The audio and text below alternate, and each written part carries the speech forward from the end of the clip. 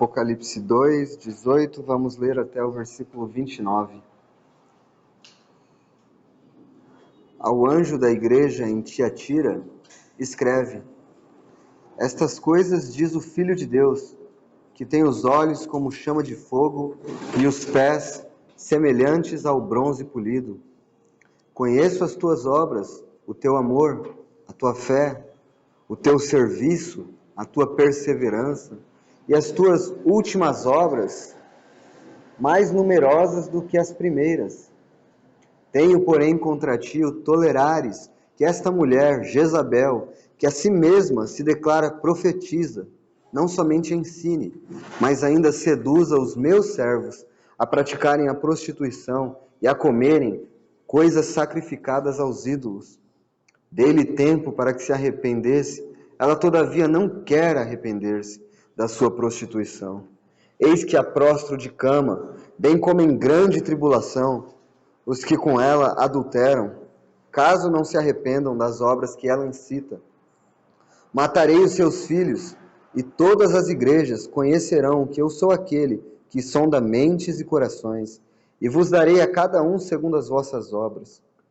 Digo, todavia, a vós outros, os demais de Tiatira, a tantos quantos não têm essa doutrina, e que não conheceram, como eles dizem, as coisas profundas de Satanás. Outra carga não porei sobre vós, tão somente conservai o que tendes, até que eu venha. Ao vencedor, que guardar até o fim as minhas obras, eu lhe darei autoridade sobre as nações, e com cetro de ferro as regerá, e as reduzirá a pedaços, como se fossem objetos de barro. Assim como também eu recebi de meu Pai. Dar-lhe-ei ainda a estrela da manhã. Quem tem ouvidos, ouça o que o Espírito diz às igrejas. Senhor, mais uma vez nós estamos diante da Tua Palavra, Senhor. Tua Palavra é a verdade. Tua Palavra é nosso guia. Como foi lido no começo da reunião, bem-aventurados os que leem, os que ouvem e os que guardam as palavras desta profecia, porque estas coisas em breve acontecerão. Ó Senhor, fala conosco, utiliza a minha vida. Por favor, encha-me do Teu Espírito Santo para transmitir. Dá aos meus irmãos capacidade de entender a Tua palavra. Socorre-nos, Senhor. Não para que transmissão de conhecimento apenas, Senhor, mas para que a Tua palavra ganhe espaço dentro de nós, trabalhe em nós, Senhor. A Tua verdade nos ganhe por completo para Te servirmos, Senhor. Em nome de Jesus. Amém. Irmãos, nós chegamos à quarta igreja. Nós já estudamos a igreja em Éfeso, a carta que o Senhor enviou à igreja em Éfeso, a igreja em Esmirna, a igreja em Pérgamo, e agora nós chegamos a Tiatira. E nós temos visto que profeticamente elas falam da era da igreja na terra. Uma coisa sequencial à outra. Evidentemente, como nós já falamos, estas igrejas existiram quando João escreveu estas cartas a elas.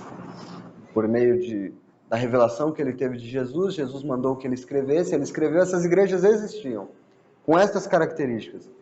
Mas, ao decorrer dos anos, olhando para trás, a história da igreja, nós conseguimos identificar as marcas das igrejas nos séculos por estas cartas.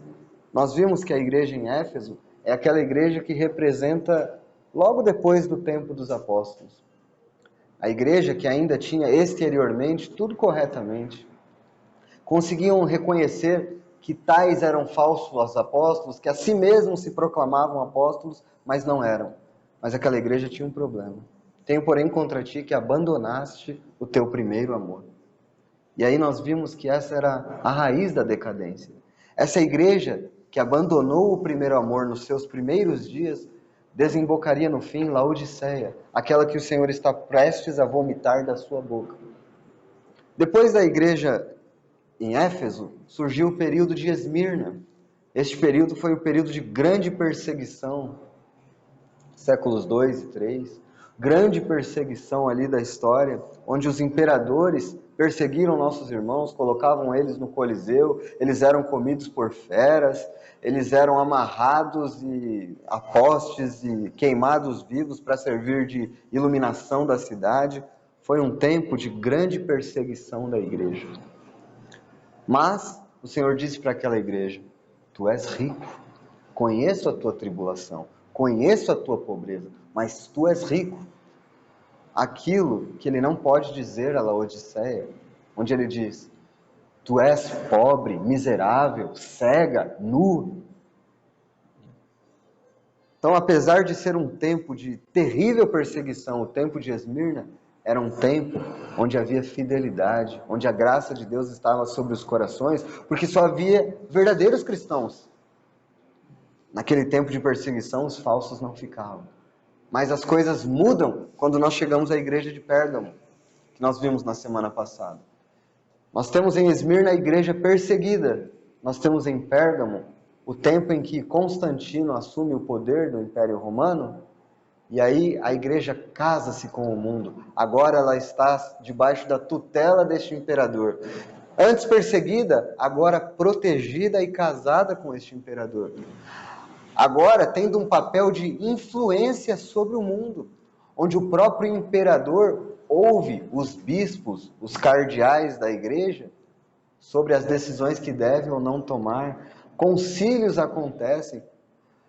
Pelo contrário, antes perseguida, agora são perseguidos aqueles que não são cristãos, fazendo com que todos sejam batizados. Porque agora a espada trocou de lado. Antes perseguia os cristãos, agora está do lado deles e as pessoas começam-se a batizar-se, não sendo verdadeiras convertidas, e a igreja cresce em grande número. Como naquela parábola de Mateus 13, o grão de mostarda que se tornou uma grande árvore.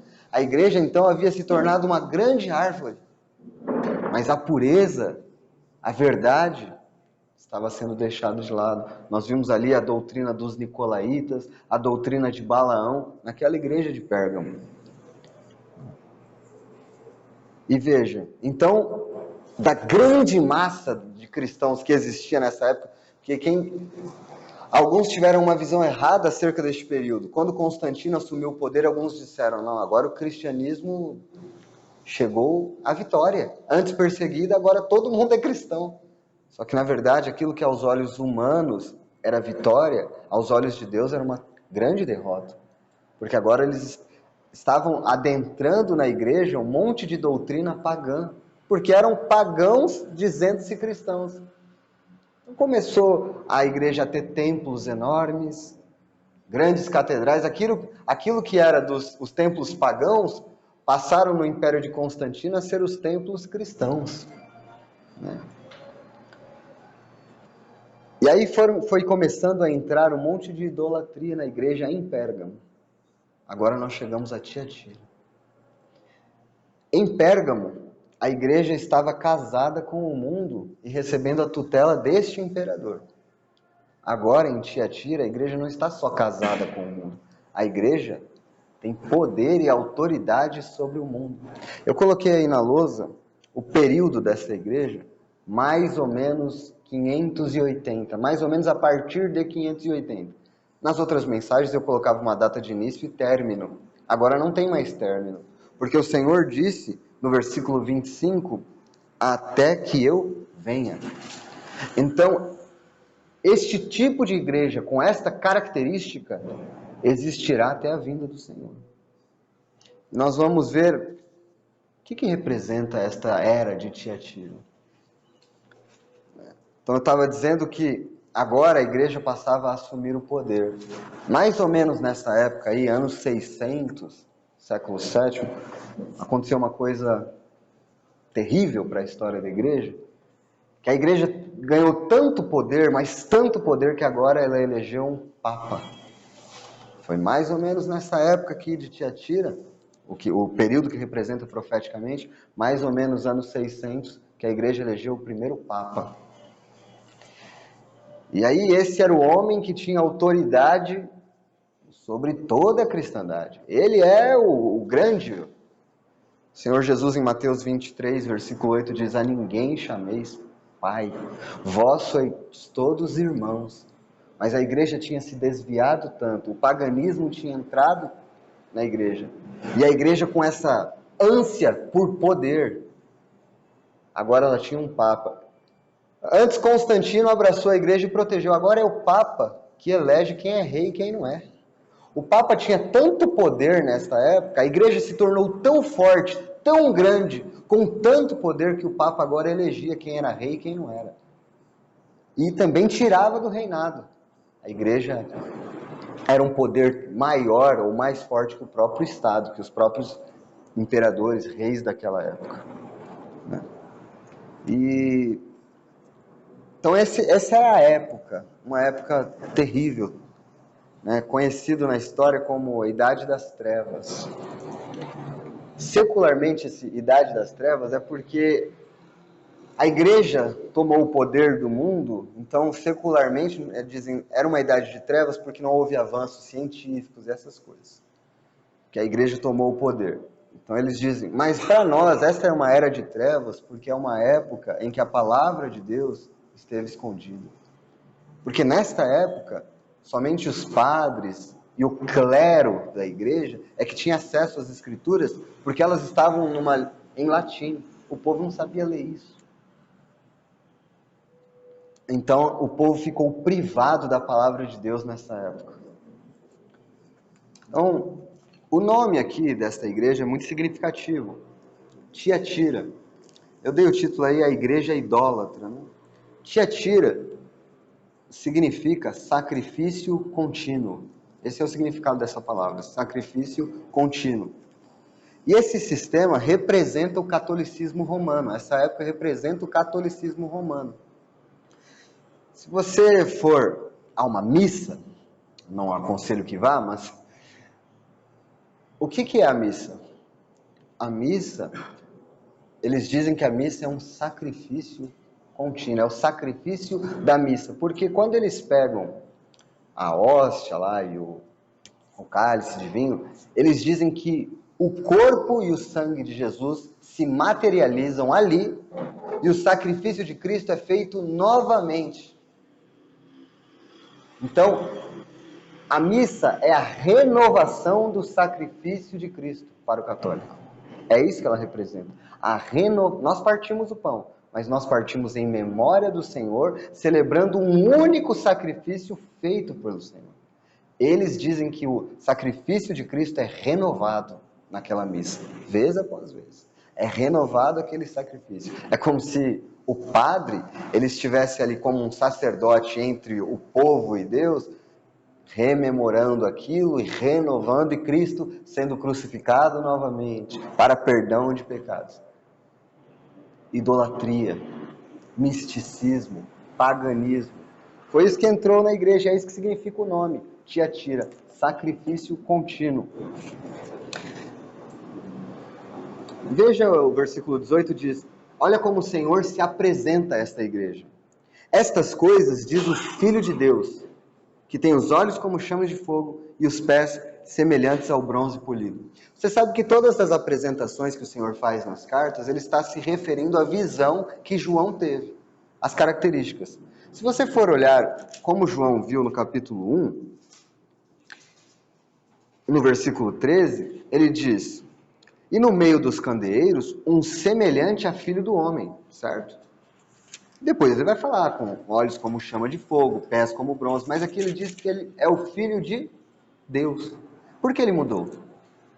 Você sabe que a Igreja Católica passou a dizer, ela não nega que Jesus seja o Filho de Deus, mas ela passou a dizer com mais frequência que Jesus é o Filho de Maria. E Maria tomou um papel maior do que o próprio Jesus para o catolicismo. Então Jesus diz: não, aqui quem está falando é o Filho de Deus, não o Filho de Maria, o Filho de Deus. Isso é importante, porque a apresentação dele já é para quebrar com aquele sistema feito de adoração pagã e exaltação a Maria. Eu sou o Filho de Deus, que tem os olhos como chama de fogo, falando dessa capacidade que ele tem de penetrar, de consumir tudo aquilo que é espúrio, de ver tudo aquilo profundamente. E os pés semelhantes ao bronze polido. Esse pés como de bronze polido, esse material era feito para as armaduras. E é o Senhor dizendo que Ele está andando ali, observando tudo, pronto para, como um guerreiro, julgar esta situação que está acontecendo nessa igreja. É assim que Ele se apresenta. Então, assim Ele se apresenta como Filho de Deus, olhos como chamas de fogo, pés semelhantes ao bronze polido. Versículo 19 ele diz: conheço as tuas obras, o teu amor, a tua fé, o teu serviço, a tua perseverança, as tuas últimas obras mais numerosas do que as primeiras. Irmão, está dizendo que este período representa o catolicismo romano. E aí o Senhor vai dizer acerca desta igreja, que representa este período, muitos elogios.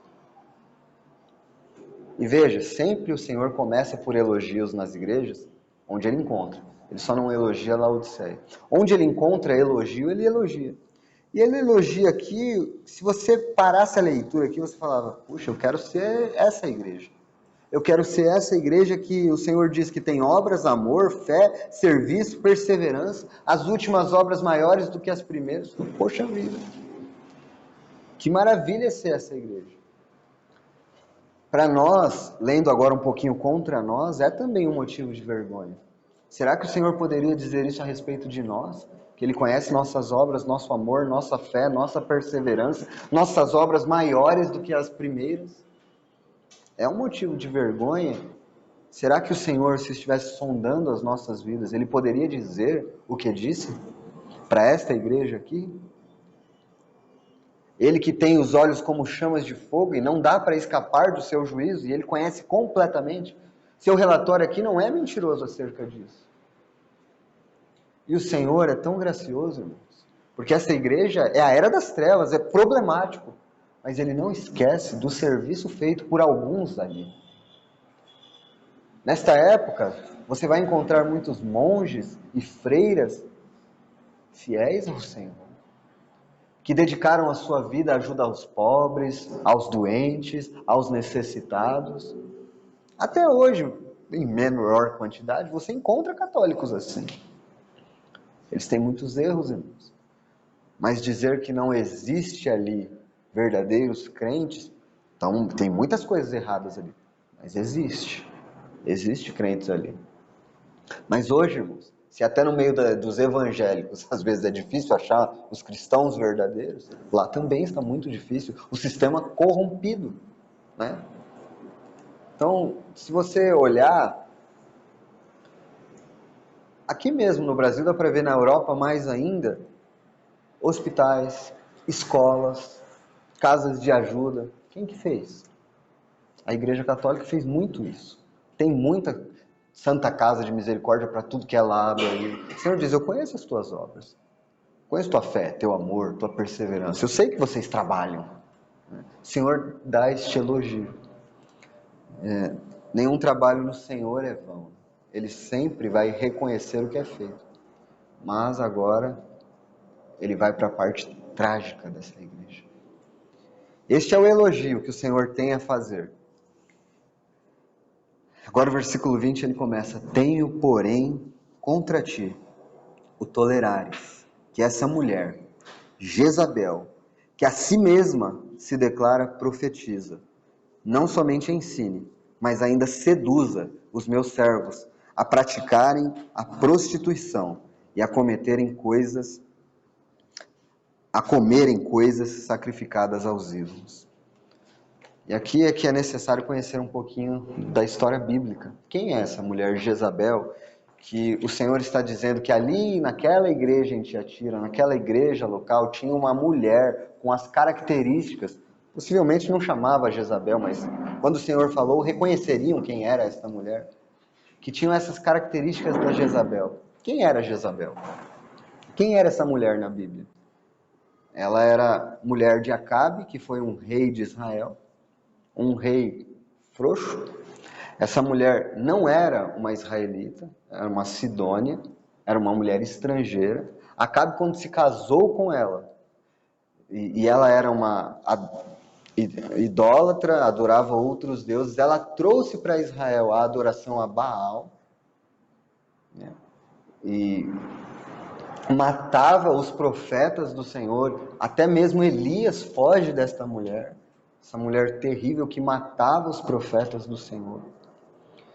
A Bíblia narra que certa vez Acabe chegou triste em casa, no seu palácio, dizendo: eu queria a vinha do Nabote, mas o Nabote falou que não ia entregar a herança dos pais dele. Aí ela pega e escreve cartas em nome do rei, utiliza o anel do rei, sela a carta como se ela fosse o rei. Tomam a vinha de Nabote. Então ela utiliza a autoridade do rei, não sendo, né? Ela se passa por. E isso é o que a Igreja Católica fez. Aqui o Senhor Jesus diz: toleras esta mulher Jezabel, que ela ensine, e não somente ensine, mas seduza meus servos. Vocês sabem, irmãos, que o apóstolo Paulo, em 1 Coríntios 14, diz que as mulheres fiquem caladas na igreja. Ele disse em 1 Timóteo 2, versículo 12, não permito que as mulheres ensinem na igreja. Isso é um ensino apostólico. Nós vemos agora na igreja de Tiatira uma mulher ensinando, se autoproclamando profetisa. É interessante que aqui é dito que esta mulher tem filhos. Olhe para a cristandade hoje, irmãos. Veja se não há mulheres ensinando aquilo que o Senhor reprova. O Senhor diz que não é para fazer. E eu tenho contra ti que você tolera isso. Você tolera que essa mulher Jezabel ensine. E ela que pegou, em nome do rei Acabe, escreveu, selou com o anel dele, dizendo que tinha autoridade. A Igreja Católica fez a mesma coisa, porque a Igreja Católica passou a ensinar o seguinte, até hoje ensina isso, que ela não vai negar que a Bíblia é a palavra de Deus, mas ela vai dizer que a Igreja é que tem autoridade para ensinar. Então, a Igreja ensina. Eles costumam dizer o ensino da Santa Mãe Igreja. É assim que eles dizem. Então, se vocês forem pegar as doutrinas que foram sendo criadas nesta época, uma delas é a infabilidade do Papa. O Papa não erra. O que significa isso? Para o católico mais fanático, o Papa nem sequer peca. Mas para o católico mais moderado, eles vão dizer o seguinte, que o Papa, quando ele está estudando a palavra, interpretando a palavra de Deus, ou decidindo alguma coisa religiosa, ele, inspirado pelo Espírito Santo, jamais comete erros. Jamais comete erros. A história mostra que nos concílios, um Papa sempre inverteu a decisão de outro. Quando Lutero está diante dos papas, diante do Papa, ele diz, eu me submeto somente à palavra de Deus, porque vocês sempre se inverteram um ao outro. Um Papa questionou o outro. Eu me submeto somente à palavra de Deus. Mas aqui, irmãos, a igreja passou a dizer que só ela tem o poder para interpretar a palavra e ela ensina. Tenho, porém, contra ti que toleras essa mulher Jezabel, que a si mesma se declara profetiza. Não somente ensina, mas ainda seduza os meus servos e ensinem a praticarem a prostituição e a comerem coisas sacrificadas aos ídolos. Então, essa mulher que ensinava, essa igreja, agora com toda essa autoridade que ensina, nessa figura desta mulher, o que ela começou a ensinar? Se você chegar hoje numa igreja católica e participar lá da missa, vai falar, mas o que isso tem a ver com o que está no Novo Testamento? O que isso tem a ver? Nada. Você lê a Bíblia e fala, não, isso aqui não tem nada a ver com a reunião da igreja de Deus. Tem um monte de coisa aqui, tem imagem, tem incenso, tem isso, tem aquilo. Irmãos, a igreja evangélica tem bastante disso também, porque é filha desse sistema também. Então você não vai encontrar as imagens lá, mas você vai encontrar uns objetos sagrados também lá. Você vai encontrar uma arca, da aliança lá, você vai encontrar um menorá, um castiçal, essas coisas lá, candelabro, essas coisas meio judaizantes, porque a Igreja Católica, esse sistema desse período de Tiatira, é um sistema que mistura cristianismo, paganismo e judaísmo. Mistura tudo. Você vai no judaísmo, você não vai ver essas imagens. Não é permitido essas imagens lá. Êxodo já disse que não era permitido. Mas você vai ver roupas sacerdotais, essas coisas, que os católicos pegam para si.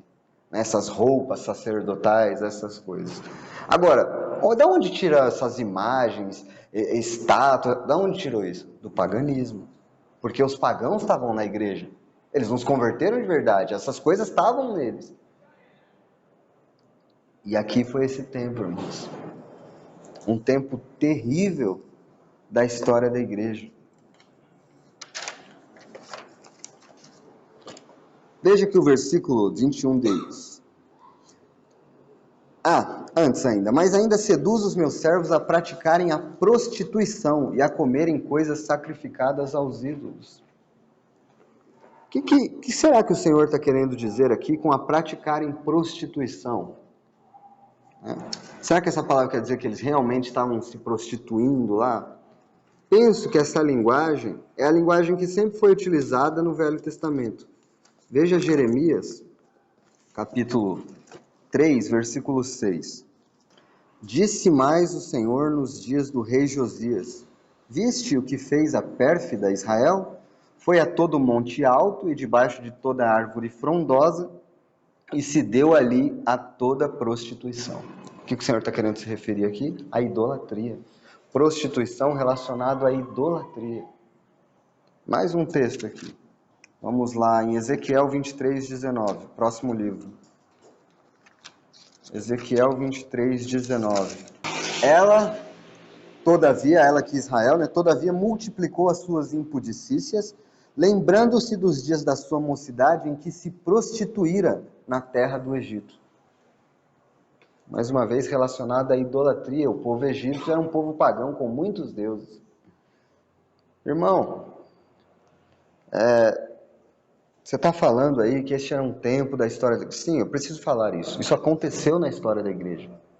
Isso está aqui ainda hoje. Esse sistema funciona hoje ainda. De idolatria. Os católicos se prostram diante de santos. Veja, irmãos, uma coisa que... Essa doutrina... Eu trabalho num colégio católico, irmãos. O nome do colégio é Marista, por causa de Maria. O fundador dizia que ele queria tornar Cristo conhecido e amado. Esse é o fundamento do colégio. Só que ele queria levar aos outros as virtudes de Maria. E se você for conversar com Maria, e o que a Igreja Católica fez, elas disseram que Maria nunca pecou, e foi arrebatada, e se tornou rainha dos céus. Mãe de Deus. Não há oração assim, a reza? Santa Maria, Mãe de Deus, rogai por nós, pecadores? Não, cheia de graça. Não é isso que a Igreja Católica fez com Maria, tomando o lugar de Cristo? Essa mulher Jezabel ensine aos meus servos a idolatrarem? Irmãos, não tinha Bíblia para eles lerem. A igreja poderosa dizendo o que tinha que ser feito. Seduzindo os meus servos à idolatria. Foi o que aconteceu na história. Os servos de Deus seduzidos à idolatria. Né? E eu estava dizendo lá do colégio, o que acontece é que é um colégio cristão, mas que só se fala de Maria. Jesus não é nada. Jesus não é nada. E um católico, você vai ouvir as conversas dele. Por que você ora para Maria? Porque ela roga para mim e pede para o filho. O que a mãe pede para o filho faz. É o que eles dizem. Porque o filho ouve a mãe. E aí, se ele está meio bravo, indisposto, e a mãe disser alguma coisa, eu não estou brincando não, os católicos creem nisso. Eles creem nessas coisas, que Maria vai interceder por eles, por Jesus, para que Jesus responda a eles. Que loucura, irmãos. Por isso o Senhor se apresenta como o Filho de Deus. Ah, irmão, mas isso aqui está tão longe da nossa realidade, tão distante da nossa realidade. É verdade, irmãos. Mas nós sabemos que a idolatria em nosso meio hoje vai por outras direções.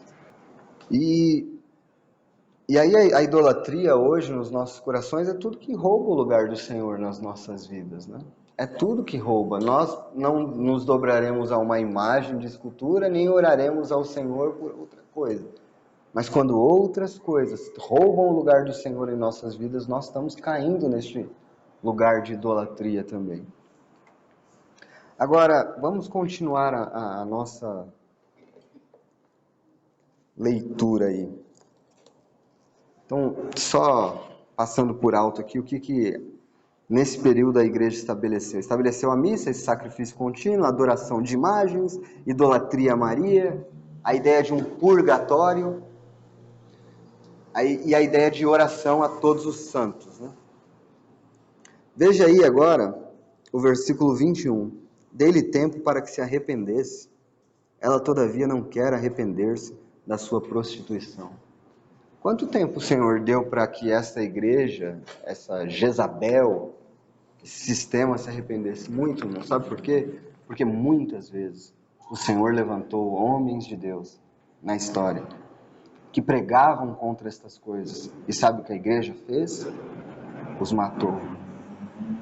Perseguiu e os matou. Por isso o Senhor escolheu Jezabel. O que Jezabel fazia? Ela matava os profetas do Senhor e conduzia o povo à adoração a Baal. Muitos servos de Deus se levantaram para dizer contra estas coisas. Eram perseguidos e eram mortos por essa poderosa igreja que se tornou. O Senhor levantou e ela não queria se arrepender da prostituição. Sabe, o não querer se arrepender é o Senhor dizendo, ela sabe que está errada, mas ela não quer se arrepender. Sabe no que vai desembocar isso aqui, irmãos? Apocalipse 17, 18, a grande meretriz, mãe das abominações, caiu a grande Babilônia. Sabe qual foi o fim de Jezabel? Jogaram ela e os cães comeram a carne dela. Sabe qual vai ser o fim? Está lá o fim deste sistema maligno. Está lá em Apocalipse 17, versículo 16. Os 10 chifres que viste e a besta, esses odiarão a meretriz. A meretriz aqui falando da igreja católica e das suas filhas. E farão devastada e despojada, e lhe comerão as carnes e a consumirão no fogo. Exatamente como aconteceu com Jezabel quando ela foi morta. Foi comida pelos cães a sua carne. Diz que a palavra de Deus não erra quando coloca estes nomes, né? Veja o versículo 22. Eis que prostro de cama, bem como em grande tribulação, os que com ela adulteram, caso não se arrependam das obras que ela incita. Então, qual era o remédio para esta igreja nesse estado de... Jezabel não ia se arrepender, este sistema não queria se arrepender. Mas o Senhor fala aqui com alguns, eis que prostro de cama, bem como em grande tribulação, os que com ela adulteram, caso não se arrependam das obras que ela incita. Então o Senhor utiliza como remédio arrependimento. E o que é arrepender-se aqui? É não tolerar Jezabel. É tirá-la do meio ou sair, separar-se disso. Separar-se disso. Se não, vai acontecer o versículo 23. Matarei os seus filhos. E todas as igrejas conhecerão que eu sou aquele que sonda mentes e corações. E vos darei a cada um segundo as vossas obras. Não, aqui não é recompensa não, irmãos. Vos darei a cada um segundo as obras, aqui é punição. Ele vai punir de acordo com as obras deles. Então esse é o que o Senhor está falando aqui. Que Ele vai punir se não se arrepender, se não se apartar disso. Mas, graças a Deus, chegamos ao versículo 24. Irmãos. Digo, todavia, a vós outros, os demais de Tiatira, há tantos quantos não têm essa doutrina e não conheceram, como eles dizem, as coisas profundas de Satanás. Outra carga não jogarei sobre vós, tão somente conservai o que tendes até que eu venha. Então existia ali um povo em Tiatira. Poxa, Elias falou assim, mas não existe mais profeta aqui em Israel. Acabou. Todo mundo se rendeu a Baal. Todo mundo se rendeu a este sistema corrupto. O Senhor diz, não é assim. Ainda existem 7.000 que não se dobraram ante outros deuses. Ainda havia aqui, como sempre houve, demais em Tiatira, que não conheceram, que não retinham estas doutrinas malignas e que não se dobraram. Na história, existiram 4 grupos, eu não vou falar de todos eles, eu vou escolher falar de um só para não encher a mente dos irmãos, mas vou citar o nome deles. Os nestorianos, os paulicianos, os valdenses e os albigenses. Esses irmãos aqui, no meio dessa confusão, eles se retiraram da Igreja Católica. Eles se retiraram deste sistema. E o que aconteceu com eles? O que acontece quando eles se retiram e dizem, nós não cremos na infalibilidade do Papa, nós cremos só na verdade das Escrituras, nós não fazemos orações a santos, nós não cremos num purgatório, nós não cremos na missa, nós celebramos a ceia. O que você acha que ia acontecer com esse povo? Foram perseguidos. Houve um grupo de valdenses, esses viveram mais ou menos em 1200, na Itália, e eles, inicialmente, a ideia deles era uma reforma na Igreja Católica. Eles até dizem que eles são os primeiros reformadores, eles queriam reformar a Igreja. O que esses valdenses criam? Primeiro, eles se reuniam em pequenos grupos de irmãos, eles criam no sacerdócio de todos os santos, que todos os irmãos podem e devem servir a Deus, não existe a ideia de clero e leigo, todos devem servir a Deus igualmente. Eles começaram a traduzir a Bíblia para o idioma do povo, esses irmãos valdenses. Eles falaram, não, mas o Papa não é infalível, a Escritura é infalível. A interpretação do Papa pode estar errada, a Escritura é a verdade. Não, mas Maria não, nós cremos em Jesus. E eles queriam essa reforma. Claro que eles foram perseguidos. Esse nome que eles receberam, valdenses, é por causa há controvérsia, mas é por causa do líder, do irmão que tomou a frente, chamava Valdo. E aí, valdenses. Este irmão cria nessas coisas. E esse irmão começou a pregar estas coisas. E muitos começaram a sair e seguir. E aí, foi quando chegou e falou, você não pode fazer isso, a igreja vai te... O Papa proíbe que você continue. E aí ele respondeu assim, mais importa obedecer a Deus do que aos homens. Essa resposta foi a que Pedro deu. E aí ele recebeu o nome de Pedro Valdo. Aí, então, esses irmãos tiveram que começar a viver nas montanhas. Só que, assim, a vida nas montanhas é uma vida mais difícil, porque lá embaixo, nos vales, você consegue plantar, você consegue comercializar as coisas. Se você é valdense, você não tem direito ao comércio, e se você for descoberto, você vai ser morto, você tem que viver. Mas lá estavam eles. Pequeno grupo de irmãos que abriram mão de tudo para servir ao Senhor. E eles iam evangelizar de 2 em 2. É muito interessante o que eles faziam. O irmão mais velho, mais conhecedor das Escrituras, iam com o irmão mais novinho pregar o evangelho de 2 em 2, correndo risco. Porque toda vez que eles desciam lá, eles corriam risco de serem mortos. Mas eles foram fiéis ao Senhor. Eles foram perseguidos, irmãos. Naquele tempo, esses irmãos, eles começaram a traduzir, mas não tinha imprensa, não era digitalizado as coisas, não tinha, era manualmente escrito as coisas. E pense que uma coisa escrita manualmente não tem muitas cópias. Então eles tinham reuniões que o objetivo da reunião era decorar o máximo possível das Escrituras. Decorar o máximo possível das Escrituras. E com aquilo que você decorou, você vai pregar nas ruas. Você vai pregar por aí. Estes são os demais em Tiatira que não conhecem as profundezas de Satanás. Ô irmãos,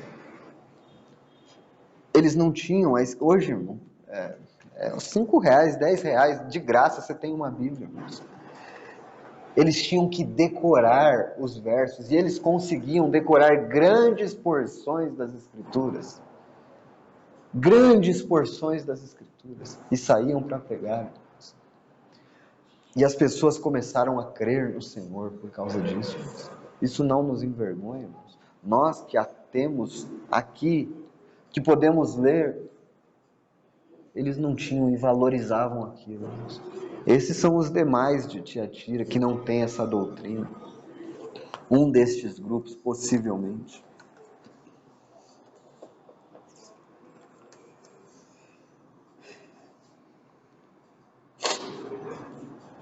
Veja que o Senhor no versículo 25, ele diz assim: tão somente conservar o que tendes, até que eu venha. Ele está dizendo isso para os demais. É claro, irmãos, que a luz que aqueles irmãos tinham era pequena, não com respeito às doutrinas. Tudo estava... Era uma era de trevas, de dificuldade. O Senhor não colocou carga sobre eles. Mas o Senhor falou, até que eu venha. E é daí que eu já falei. A partir de Tiatira, Sardes, Filadélfia e Laodiceia. Aqui já está falando do tempo do fim. O Senhor está... com essas igrejas, com esse tipo de testemunho na terra, que o Senhor voltará, até que eu venha. O versículo 26 começa agora a falar da promessa, e aí eu vou encerrando a mensagem. Ao vencedor, que guardar até o fim as minhas obras, eu lhe darei autoridade sobre as nações. E com cetro de ferro as regerá, e as reduzirá a pedaços, como se fossem objetos de barro. Assim como também eu recebi de meu Pai, dar-lhe-ei ainda a estrela da manhã. Quem tem ouvidos, ouça o que o Espírito diz às igrejas. Eu quero que os irmãos notem aqui, que agora mudou uma sequência aqui, isso é muito importante. Quem tem ouvidos para ouvir, ouça, aparece agora em último lugar. Olha as outras 3 cartas que... Veja, por exemplo, Pérgamo. Versículo 17 no capítulo 2. Quem tem ouvidos, ouça o que o Espírito diz às igrejas, ao vencedor. Veja, no versículo 11 deste capítulo. Quem tem ouvidos, ouça o que o Espírito diz às igrejas, o vencedor. E veja o versículo 7 deste capítulo. Quem tem ouvidos, ouça o que o Espírito diz às igrejas, ao vencedor. Veja que agora mudou, irmãos. Ao vencedor apareceu no versículo 26. E quem tem ouvidos, no versículo 29. Aqui, irmãos, a ruína da igreja e do testemunho se espalhou muito. Antes o Senhor falava para todos, como se todos pudessem ainda ouvir. Agora não são todos mais que ouvem, só os vencedores. Só os crentes verdadeiros é que ouvem o chamado do Senhor. Só os vencedores ouvem, porque mudou. Isso é a realidade dos nossos dias, irmãos. Por isso que nós estamos estudando estas coisas, irmãos. É o período da ausência do Senhor. Olhe para a cristandade, olhe para o testemunho. Está tudo arruinado. Está tudo arruinado. E o Senhor chama fiéis a Ele. O Senhor chama aqueles que querem se separar desta bagunça, desta confusão e viver como os valdenses, por exemplo, viviam. Viver como a igreja primitiva, como em Atos nós vemos.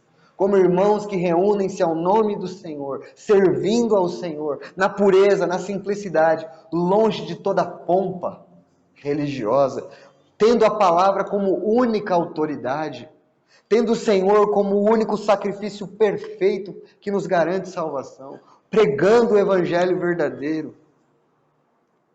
O que a igreja de Tiatira, este período da igreja católica romana, o que a igreja católica romana sempre quis? Ela quis o poder sobre o mundo. Em um determinado momento ela conseguiu, irmãos. Ela vinha, fazia as cruzadas, aí matava todo mundo, dominava, estabelecia. Aqui agora é cristão, é católico, a igreja reina, governa, o que manda acontece, tentando reger as nações, tentando dominar as nações. O Senhor falou: não, eu vou colocar de cama, em grande tribulação esse povo, mas ao vencedor, este regerá as nações. Porque esta é a promessa que acontecerá no milênio para todos os verdadeiros crentes, irmãos. Qual é a promessa? O que está escrito aí na lousa? Autoridade sobre as nações e arrebatamento. A igreja, irmãos, será arrebatada a qualquer momento, que pode ser agora, e tomara que fosse agora. Então, depois do período de grande tribulação, a igreja voltará para reinar com o Senhor e ter autoridade sobre as nações.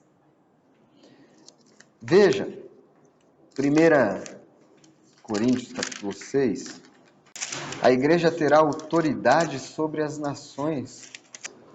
1 Coríntios 6, versículo 2.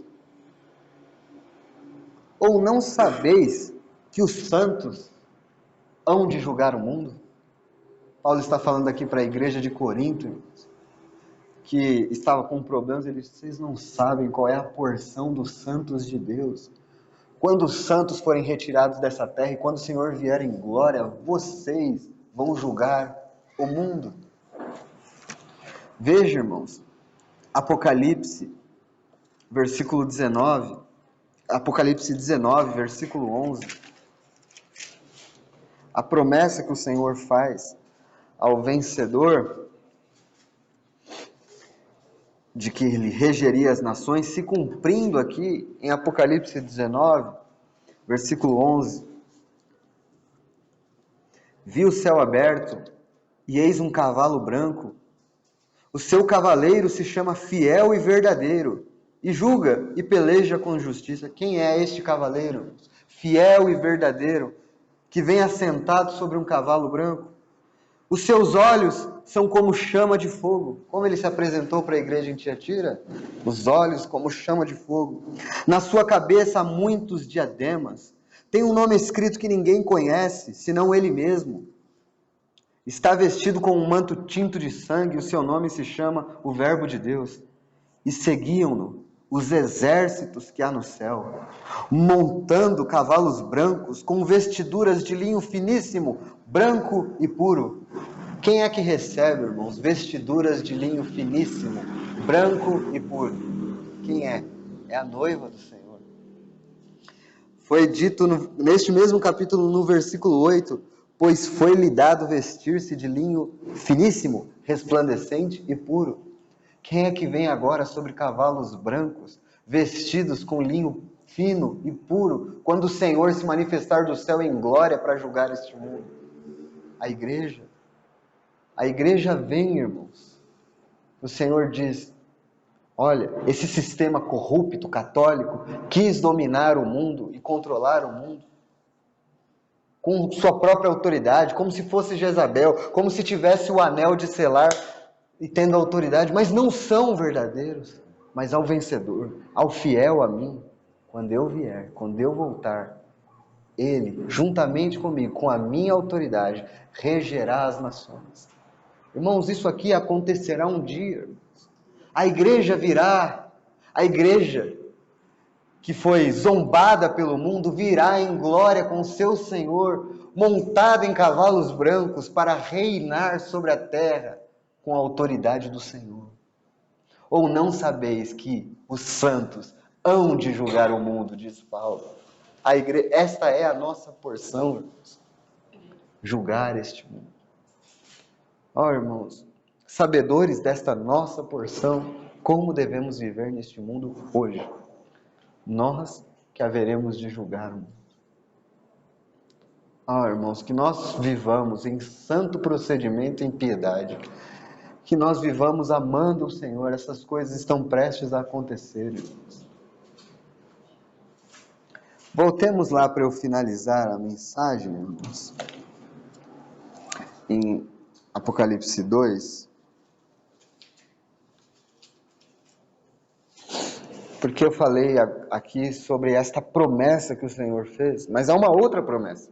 A primeira promessa é: vocês terão autoridade, regerão as nações, vão receber autoridade assim como eu recebi do meu Pai, eu vou dar para vocês essa autoridade. Os santos hão de julgar o mundo.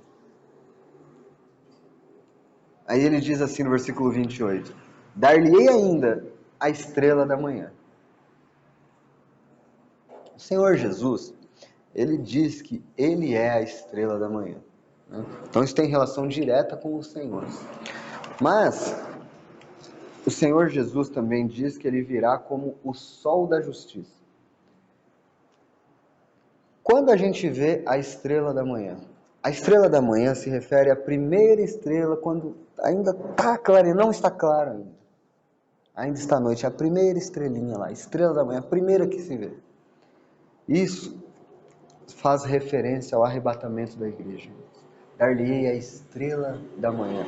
Ainda não é o sol em sua força, mas somente a igreja verá a estrela da manhã. Ainda à noite, o Senhor arrebatando a sua igreja, atirando da terra. Nós, os vivos, os que ficarmos, seremos arrebatados juntamente com eles para o encontro do Senhor nos ares. Ao ressoar da trombeta, irmãos. Vamos ler este texto para finalizar, irmãos. Esta é a nossa esperança, irmãos. A bendita esperança. 1 Tessalonicenses, capítulo 4. Nós esperamos a estrela da manhã. Não o sol da justiça, nós viremos com ele. O sol da justiça virá, mas nós esperamos a estrela da manhã. 1 Tessalonicenses 4, 13 até o 18. Não queremos, irmãos, que sejais ignorantes com respeito aos que dormem, para não vos entristecerdes como os demais que não têm esperança. Pois se cremos que Jesus morreu e ressuscitou, assim também Deus, mediante Jesus, trará em sua companhia os que dormem.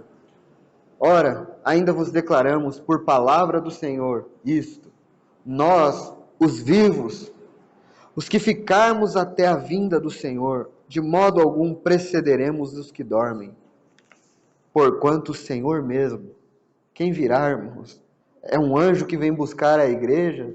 Não, irmãos. O Senhor mesmo, dada a sua palavra de ordem, ouvida a voz do arcanjo e ressoada a trombeta de Deus, o Senhor mesmo descerá dos céus. E os mortos em Cristo ressuscitarão primeiro. Depois nós, os vivos, os que ficarmos, seremos arrebatados juntamente com eles, entre nuvens, para o encontro do Senhor nos ares. E assim estaremos para sempre com o Senhor. Consolai-vos, pois, uns aos outros com estas palavras. Ao vencedor darei não somente autoridade, mas também a estrela da manhã, o arrebatamento da igreja. Não a grande tribulação, mas o arrebatamento da igreja. Que verdades preciosas, irmãos, que o Senhor nos tenha falado ao coração. Senhor, te agradeço por tua palavra.